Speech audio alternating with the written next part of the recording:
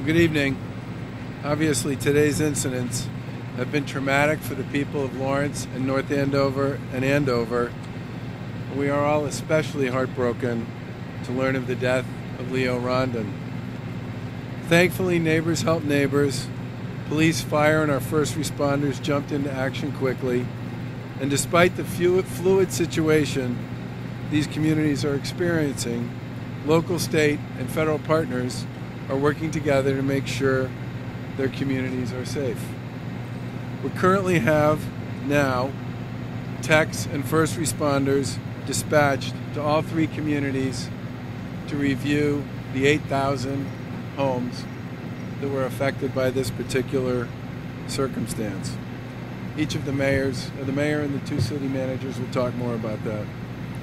We've spoken to local officials, state authorities, and utilities about how important it is to do the work that's needed to be done to ensure that all the infrastructure is inspected thoroughly and efficiently.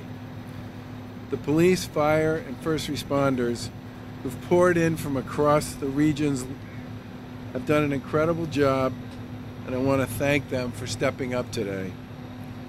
I've made clear to the utility company they must immediately bring in additional resources and develop a comprehensive safety inspection plan for each of these communities. The people of Lawrence, Andover, and North Andover must be assured that their homes are safe to return to, and our local officials will make clear when it's safe to return home. We're assisting the utility by bringing in support from other utility companies as we speak. At this time, the focus remains on ensuring the public safety. Once that's complete, we'll work with federal government and others to investigate how this occurred and to hold the appropriate parties accountable for their actions. We'll also continue to assist the cities and towns as they set up shelters until it's safe for everyone to return to their homes. This has obviously been an incredibly difficult day, and at this time I ask everyone to think of the family who lost a loved one today and to pray for everyone who's been injured. I now want to give each of the local officials a chance to speak to what's going on the ground in each of their communities.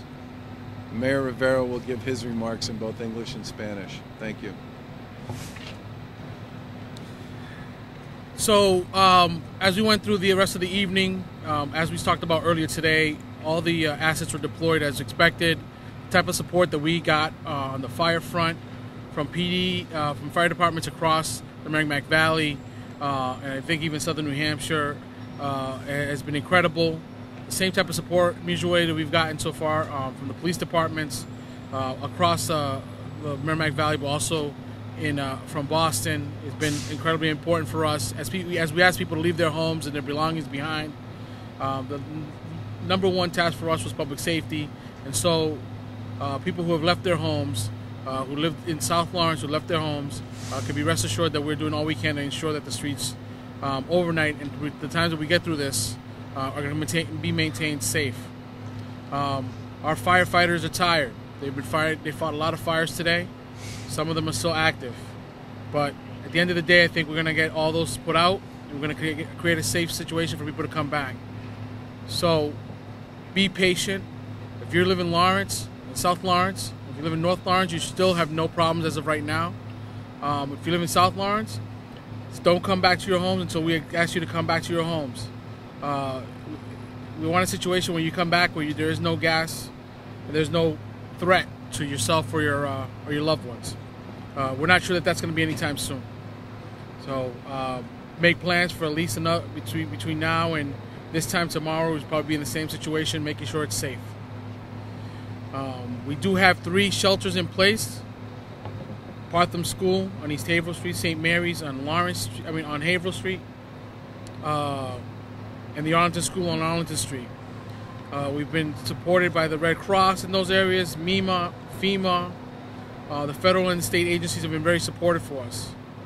We're going to go through a lot of things here. Everybody's going to come up here and tell you a lot of things, and you're going to seem like we're just talking about stuff, but we are incredibly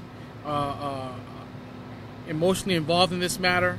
And I think the most important thing that we ask of you, and when you talk to your people on TV and the radio, to remain calm. It doesn't make any sense for anybody not to be calm through this process. I'm going to try to say some of this stuff in Spanish. I don't know if the governor, if you want me to say some of the stuff you said in Spanish. I don't have it in my head. No, don't worry about that. La cosa más importante es que si tú vives en South Lawrence y ya dejaste tu casa, nosotros tenemos muchísimos recursos. Tenemos la policía de Lawrence, la policía estatal, la policía de diferentes lugares que están ayudando a nosotros a asegurar que la área de Lawrence se mantiene segura.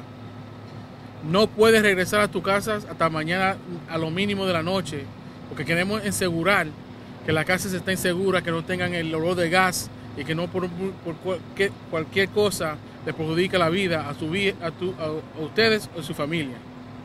Sabemos que es una cosa rara, pero tenemos que tener un chin de paciencia, que están haciendo el trabajo para asegurar que todo esté seguro antes que regresamos.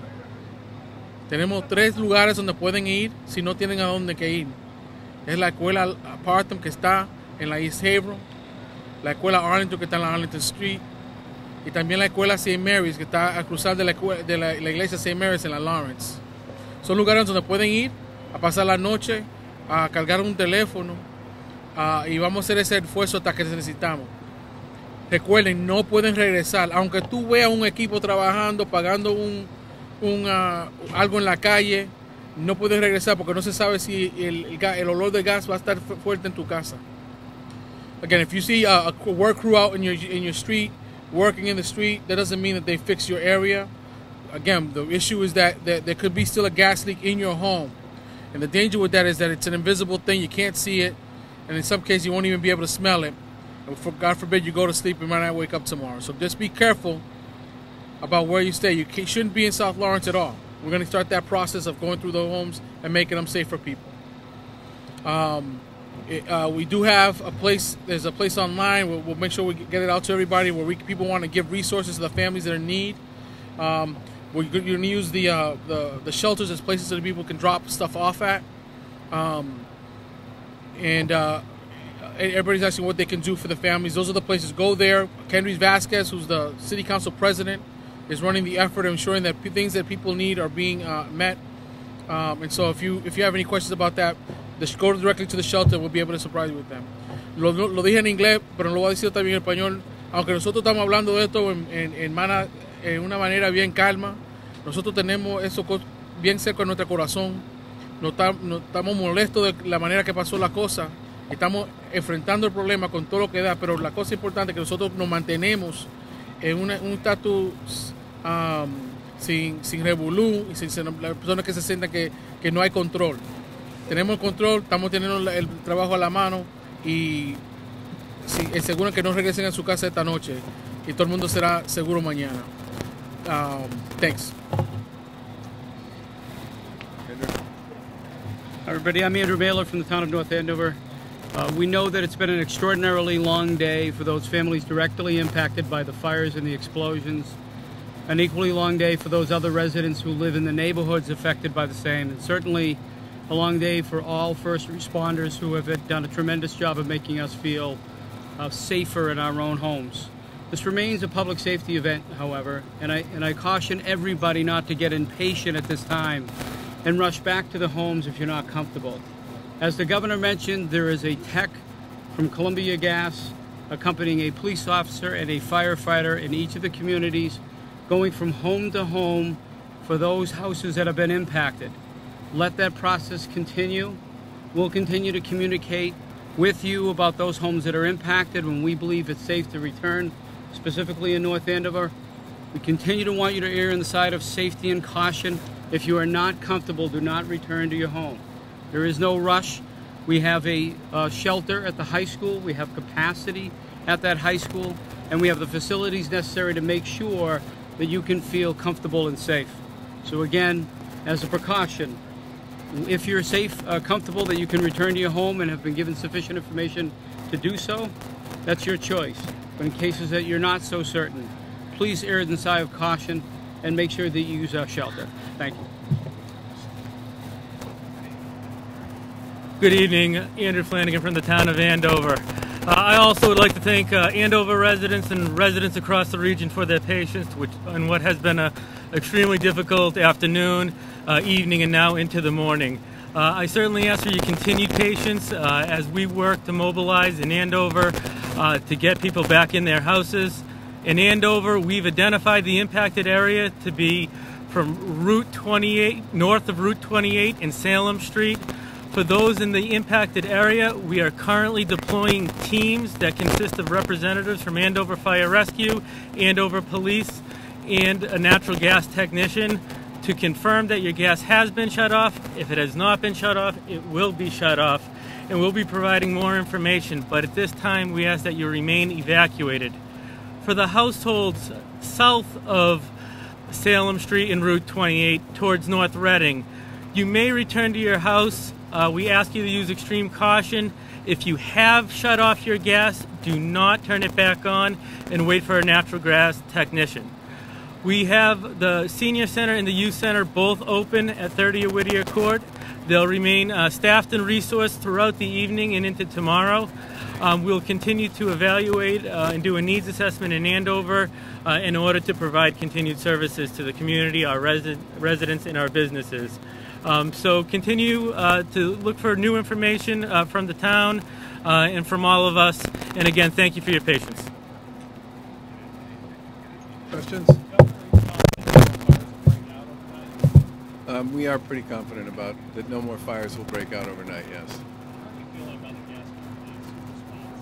Well, as I said earlier, you know, that we're in the middle of a public safety event, and we do have several folks from the federal government who have arrived. There will be more coming in tomorrow. They're going to do the review on what I would call the sort of what happened piece. And I said earlier that as far as I'm concerned, this is an incomplete, and I'm glad that we now have folks from Columbia and first responders, typically a police officer and a firefighter, work in the communities with the lists. They now know which houses they need to check, and they'll be working through the night and into tomorrow to make sure that all of the meters are turned off on all of those houses. So some people from the federal government agencies. Well, it'll be a combination of agencies, but it's DOT, Pipeline Safety, yeah. and NTSB. That's it. You all know Kurt, right? Okay. On the federal side, there's two federal agencies. Department of Transportation Pipeline Safety is already on the ground. We'll have more people coming in overnight.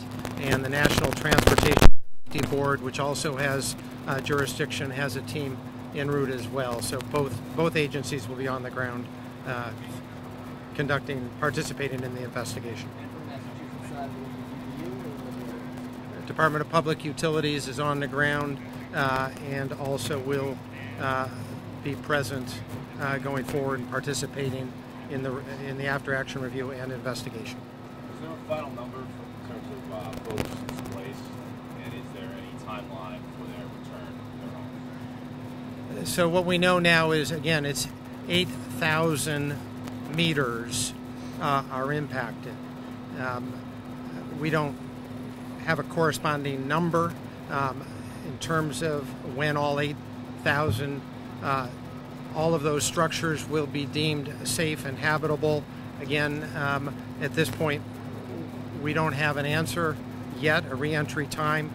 We'll continue to provide information and push this forward, but we certainly expect that people will not be returning into those homes until, at the earliest, sometime well into the day tomorrow.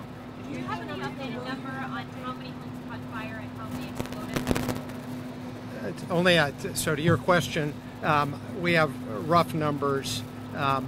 There was somewhere between 60 and 80 fires, structure fires across the three communities, at least 3 explosions as well.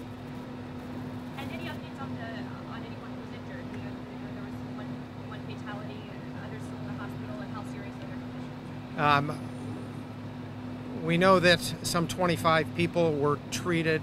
You've heard the unfortunate news about the one death. Beyond that, we do not have updated information on conditions of people that are still hospitalized. But we know that many of the 25 that were treated and released for relatively minor injuries, but some remain hospitalized.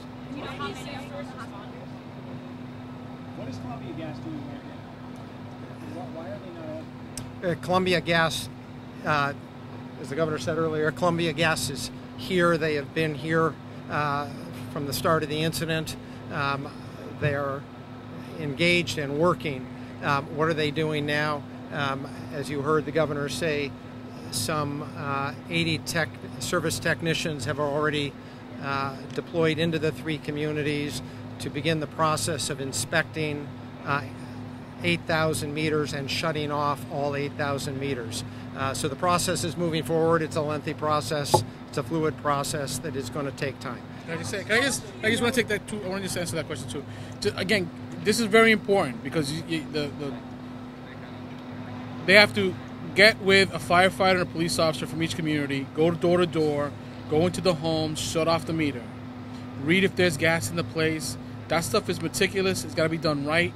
And then, before we let people back in, they got to make sure all that stuff is tight and that there's no more gas leaking in the homes. So there's going to be a ton of patience and a ton of, what they do, they didn't do, what we did, what we didn't do. All that stuff is going to get taken care of. But we cannot take people off task today to answer that question because they're on task, making sure people's homes, specifically in the communities, people have been out of their homes all day.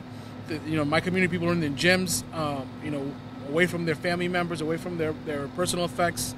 And so we're going to make sure that people stay on task. You guys have plenty of time to ask those questions that you're dying to ask about what happened and why it happened. Trust me, we want those answers too. But right now, the focus is on getting to every home and making it safe. Right now, what can you tell us about what caused this and how to prevent it next time? Again, right now, the focus is every house, go in there, shut the gas off, make it safe so people can back in their house as soon as possible. You're going to have all the time in the world to do that. Right now, we're trying to make it safe for the people who live in this community. I know, So, just to finish the answer, as the mayor said, as the governor said, our focus now has been on first response, life safety issues, security. There is a team that is focused and will focus on determining the cause. We'll have more to say about that in the days to come, but it's premature now to be focused on causation. Last question. The severity of the fires, how many were destroyed houses, how many minor fires? Can you break it out? I don't think we know that. I don't have the answer for that. We can get you that information. You've certainly seen the news reports. We've had explosions with significant damage to homes. There were some very significant fires, and there were some that were much smaller, but we can follow up with you on numbers. Thank you.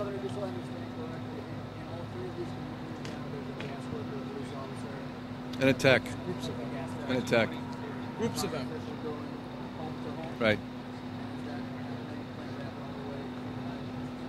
That is, it's expected that will happen through the night and into tomorrow until all 8,000 homes have been inspected.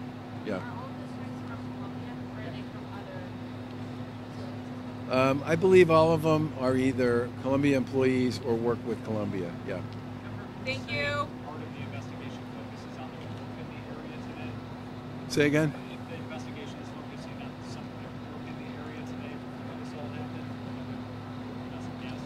What the feds are going to take a look at is they're going to answer the question that was raised earlier, which is why did this happen, which would obviously include a review of that as well. Thanks, guys. I'm sure we'll see you again soon.